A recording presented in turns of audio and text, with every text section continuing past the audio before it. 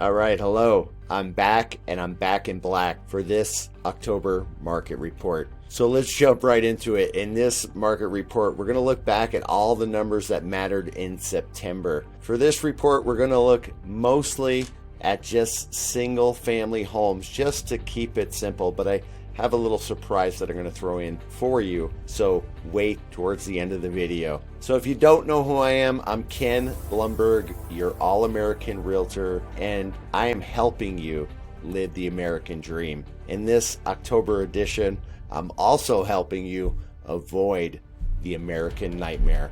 So good times, bad times, so everybody's wondering what's going to happen. We're all terrified because our dollar and our salaries are losing pace with inflation. So things are becoming more expensive at an extremely rapid rate. So that is definitely something that should be getting your attention and causing you a little bit of concern. It's time for us to understand what's going on. So unfortunately, I'm not that subtle, at least not when I'm trying to get the message through. Definitely I have my subtle moments, but I definitely think bad times are ahead, and we'll talk about that towards the end of the video. But let's jump into the first set of numbers. Availability, excluding offers. Again, single family, we have 8,121 single family homes that were available last month. That is up 1.6% from the month prior, which doesn't sound all that bad. But when it starts to get shocking is year over year, we're up 134.5%. So if the Fed wants to give us price stability, which usually is in relation to supply and demand, it doesn't look like they're doing that great of a job. But let's continue on. Median price is flat month over month. It is still up 10.7%. That's the median close price. So half of the homes sold for more, half sold for less. Still 10% above where it was last year. If you're a home seller, that should give you some comfort, even though you might be looking to sell for a little less than your neighbor did. So let's look at the trend of the median list price. These are for the new listings. In July, it was about 485,000. August, 481,000. As you can see, from August to September, it's dropped again to 475,000.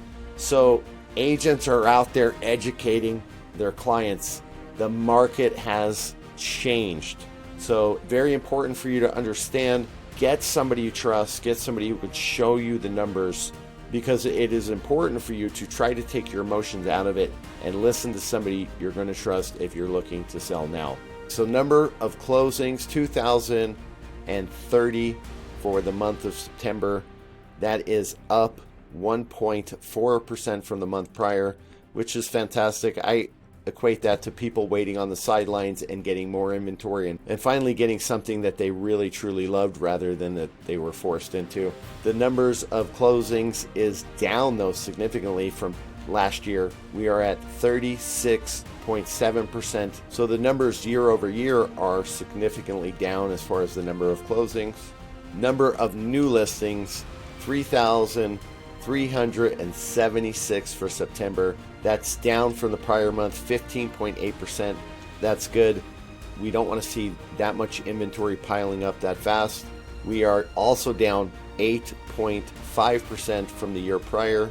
Time on market, 30 days or less. We are at 56.8%. That is down. Less homes are selling in 30 days or less than the year prior, where we had 83.8% of the homes selling in 30 days or less, which is incredible. Just inventory being absorbed the day it hit the market. All right, so here's where the numbers really start speaking to us and tell us everything that we need to know, because we know price is a reflection of supply and demand. So this is what's happening. Effective months of availability is at 4 months. A stable market or an equal market between buyer and sellers is about 5 to 6 months. Last year and the year prior, for most of that time, inventory levels were at less than a month's supply. Ultra low. Now we're seeing a whipsaw effect where we're snapping back into much higher inventory. Only 0.1% from the month prior. Fantastic. We don't want to see inventory grow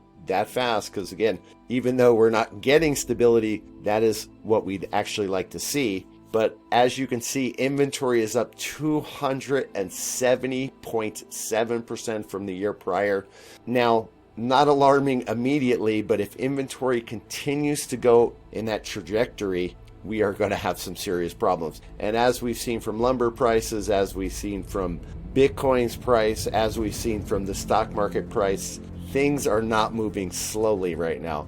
Okay, so for housing, which is a very slow moving market, to be moving this fast, it is definitely alarming. So I told you mostly single families. We're still going to look at the condos because, again, like, just mind blown. Look at these numbers. It's 3.5% months of inventory, which again in itself is not that bad, but we're up 388.3% from the year prior. In my opinion, the condos are the canaries in the coal mine because people typically want a single family home before they want a condo, at least in Las Vegas. That's my experience. Tell me if I'm wrong in the comments.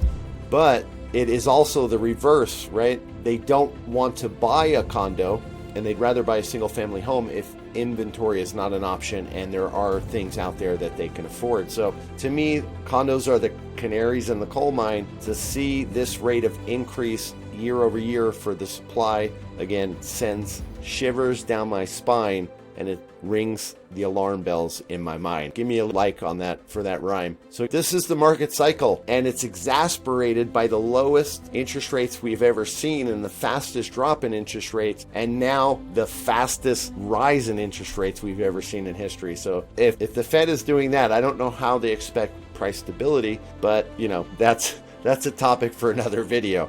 But anyway, the market hits euphoria. As you can see right there, earlier this year, people could not believe that their home was worth what it was worth. At this point, people do not understand the macroeconomics. They think the Fed is going to pivot and start printing money and lowering interest rates. The thing with that analysis is that they really can't, because if they do, then they're going to make it unaffordable for you to live. They're going to make it unaffordable for you to drive your car, and they're going to make it unaffordable for you to eat. So they really cannot pivot at this point without destroying your way of life. Now, the narrative was transitory, and now it is there's going to be some pain in the housing market. So transitory, inflation was not transitory. So if they were not fully transparent and honest with that narrative, and now they're telling you there's going to be a little pain, you be the judge.